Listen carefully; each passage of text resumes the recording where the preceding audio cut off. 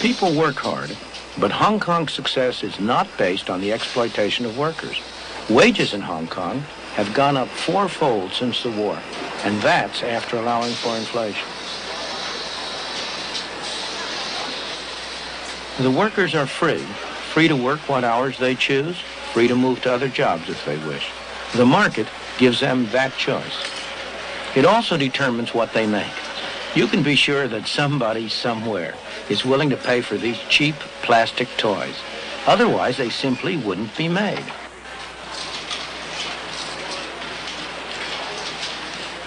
Competition from places like South Korea and Taiwan has made cheap products less profitable. So Hong Kong businessmen have been adapting.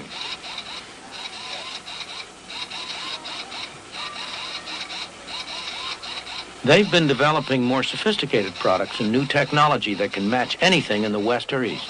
And their employees have been developing new skills.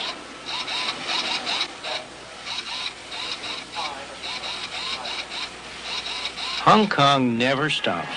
There's always some business to be done, some opportunity to be seized. It's long been a tourist center and a shopper's paradise, and it's now one of the business centers of the East. It's the ordinary people of Hong Kong who benefit from all this effort and enterprise.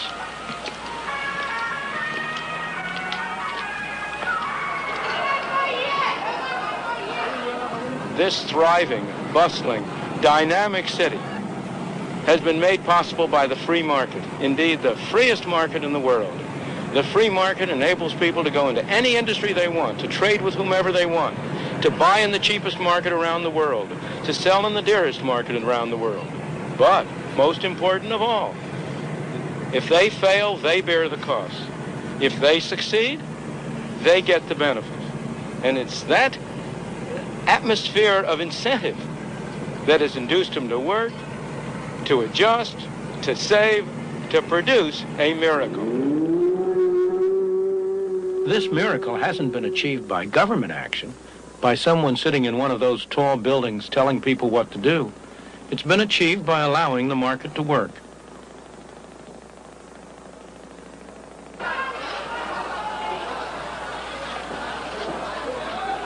Walk down any street in Hong Kong and you'll see the impersonal forces of the market in operation. Mr. Chung makes metal containers. Nobody's ordered him to. He does it because he's found that he can do better for himself that way than by making anything else. But if demand for metal containers went down, or somebody found a way of making them cheaper, Mr. Chung would soon get that message. A few doors away, Mr. Yu's firm has been making traditional Cantonese wedding gowns for 42 years. But the demand for these elaborate garments is falling.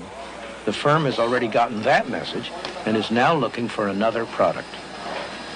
The market tells producers not only what to produce, but how best to produce it through another set of prices.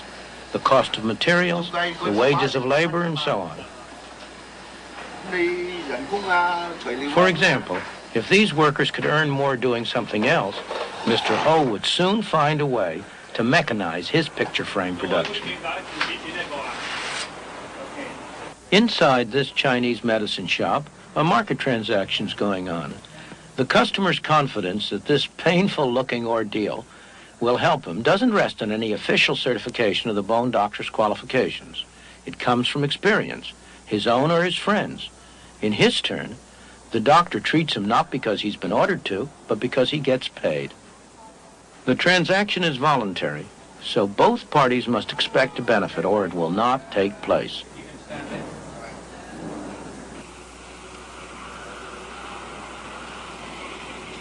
Believe it or not, this backyard is the entrance to a factory.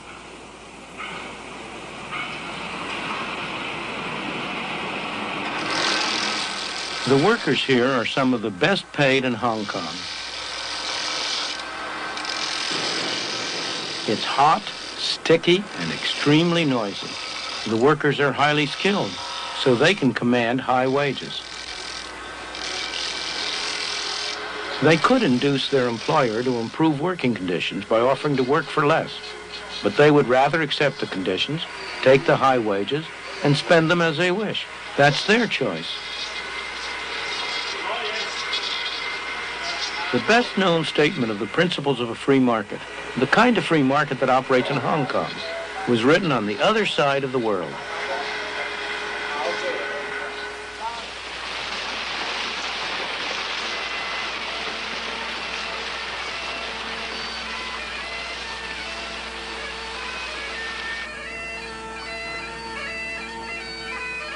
"200 years ago in Scotland, Adam Smith taught at the University of Glasgow.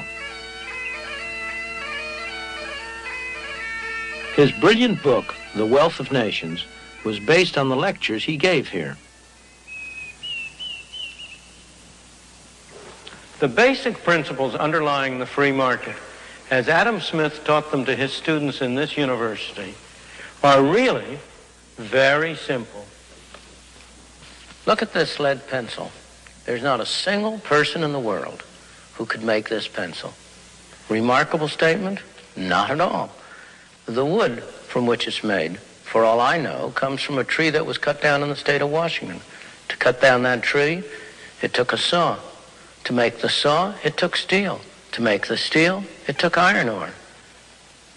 This black center, we call it lead, but it's really graphite, compressed graphite.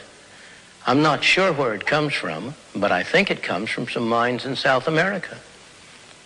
This red top up here, the eraser, bit of rubber, probably comes from Malaya, where the rubber tree isn't even native. It was imported from South America by some businessmen with the help of the British government. This brass ferrule, I haven't the slightest idea where it came from, or the yellow paint, or the paint that made the black lines, or the glue that holds it together. Literally thousands of people cooperated to make this pencil.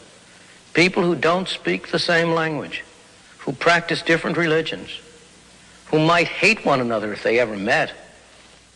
When you go down to the store and buy this pencil, you are in effect trading a few minutes of your time for a few seconds of the time of all those thousands of people. What brought them together and induced them to cooperate to make this pencil? There was no commissar sending out orders from some central office. It was a magic of the price system, the impersonal operation of prices that brought them together and got them to cooperate to make this pencil so that you could have it for a trifling sum. That is why the operation of the free market is so essential, not only to promote productive efficiency, but even more, to foster harmony and peace among the peoples of the world. These people are crossing between two very different societies. This is Lo Wu, the official border crossing point between China and Hong Kong. Nowadays, there's a considerable amount of traffic at this border. People cross a little more freely than they used to.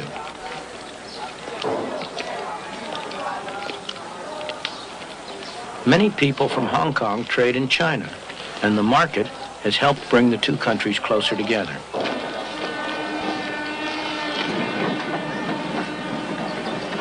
But the barriers between them are still very real. On this side of the border, people are free not only in the marketplace, but in all their lives. They are free to say what they want, to write what they want, to do pretty much as they please. Not so over there. That is why people in China who cannot get permission to leave go to desperate lengths to escape. They risk their lives in the process. Many lose their lives, but that doesn't keep others from following. Some are attracted by the higher material standard of life in Hong Kong, but more by the natural human desire to be free. The people who get official permission to leave China are fortunate. They're going to be able to enjoy the benefits of the economic freedom they'll find in Hong Kong. But more important, that will give them a much wider freedom.